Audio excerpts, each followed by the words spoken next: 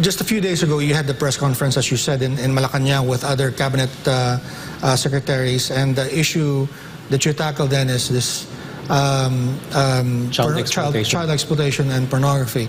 Can you maybe briefly recap what the problem is? Because we heard things like that the Philippines is #1 in child pornography. Is that an accurate recollection of some of those issues that were shared, and what are we doing about those?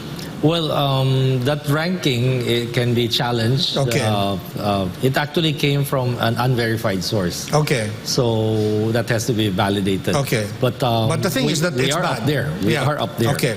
And so there's no denying that there's a legitimate, serious concern to look at. There is. Okay. And actually, we saw a huge uptick in that during the pandemic. Okay. Why? The kids are home. Yeah.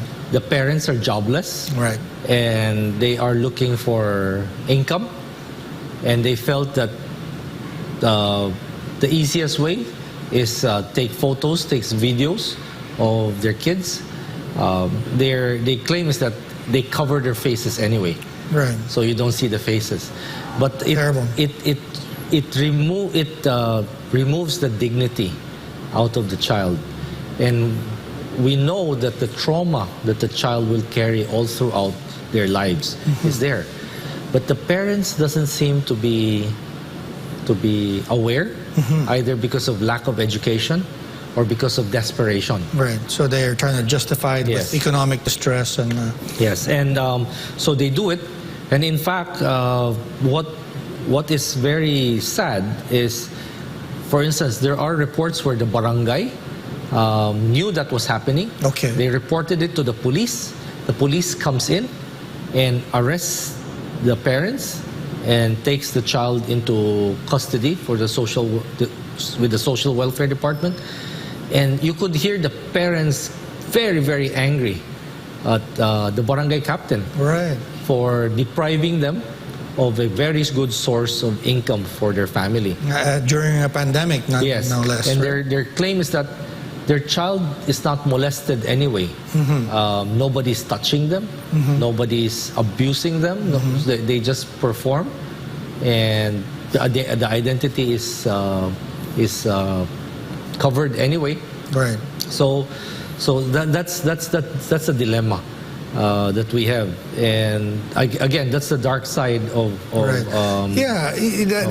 As we improve our infrastructure and enhance our capabilities, of course there are opportunities now to do these things. But is there something that can be done, because we are at the stage where we're still executing some of the plans that were put in place by the previous government, and you're also initiating many new ones. Is there anything that can be done maybe to mitigate that from a technology standpoint? Well, we're working from a social engineering standpoint first. Okay. We're working with the Department of Education, with the DSWD, in delivering the message, in educating the parents and the relatives of the pernicious effect of this on the child. And we try to send the educational materials through the same medium, through the social media, through the internet, through web information, so that they understand this is not the way technology should be used. Right. And secondly, on the technology side, we can always block those sites. We know where they are, and we know how they are being deployed. So we can do that. Certain. I cannot even imagine the complexity involved in something like that when you're talking about the global market. We're dealing with a hydra. Right. We cut one head off, right. 2 or 3 more heads pop up. Exactly. And so we need special tools. We need special tools to do that. But we need to be very careful how those tools are used. Because as with any weapon, it can be double-edged. Right, right. The backdrop to this also is this whole movement about cryptocurrencies, blockchain technologies, the DeFi movement that's designed really to bypass public institutions for all sorts of transactions. I'm sure some of them are legitimate, but I'm sure these are also opportunities for criminal minds to do something else. Is that aggravating the pornography trade as well, especially those involving young children? Is there some? I mean, I can't even imagine the complexity of what you're trying to handle here, because it's so large. Let me try to laymanize the situation. We see a lot of those materials on the dark web. Okay. And when you say the dark web, that's the web that is not readily accessible. Right. But many of those materials are really pure evil. Okay. And there are serious money that is exchanged there. Mm-hmm. So we work with AMLA. Okay. We work with the banking sector. We work with Interpol. We work with the law enforcement agencies all over the world to track down the funds, to track down the perpetrators. Okay. And what is different is that child exploitation and child pornography is an international crime. Right. So it's good to point that out. It's not just the Philippines. No. We have a big problem, but it's not just us. Is that right? Yes. Okay.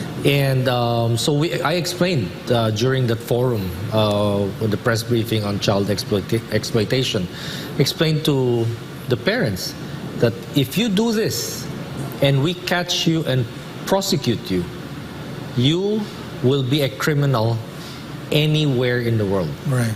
Not just in the Philippines. Unlike you commit murder here in the Philippines, you're subject to Philippine laws. But if you go to another country, those police officers there are not going to arrest you because you did not commit any crime there. You run away with somebody's money in the Philippines, Philippine law enforcement goes after you.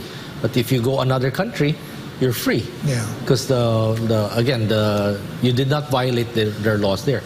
Child exploitation and pornography is different. Yeah. If you commit the crime here, you will be hunted even by law enforcers in Alaska, in Antarctica, Argentina, all over the world. You will be hunted, you will be prosecuted, and you will be jailed because it is that pernicious. Wow. Secretary, I admire your passion, but again, I don't admire the work ahead of you. It's taking challenging. It's very well. I'm not even sure if challenging is understatement. Yes, you talk about, for example, AMLA. What needs to be changed there to make it more effective? I know it was meant to mitigate money laundering, but of course it still happens. And in the past, there are some aspects of it that have been politicized as well. But moving forward, I mean, let's not rehash the past, but moving forward, what needs to be done so that that particular tool, for example, the Anti-Money Laundering Council and all of its responsibilities, can become more effective? What is there something that can be done? That's beyond my competence in terms of financial. That involves already on the financial side. Right. So, but we are working with law enforcement agencies like the FBI and Singapore, the Japanese police agencies, and a lot of the European countries are also helping us track down. Let me refine it a bit. Of course, there's a lot of interest these days from investors to go into cryptocurrencies. And as I said, those instruments were meant to, I guess, facilitate transactions in a legitimate way. But of course, these things are being also exploited for criminal purposes, right? Do you think the central bank needs to step in and say, look, let's hold off on Bitcoin and Ethereum and all of these other things that are not passing through the central bank and the financial system? Is that even a good idea, or it's just too big even to try it that way, and will only hurt the legitimate investors looking at that asset for investments?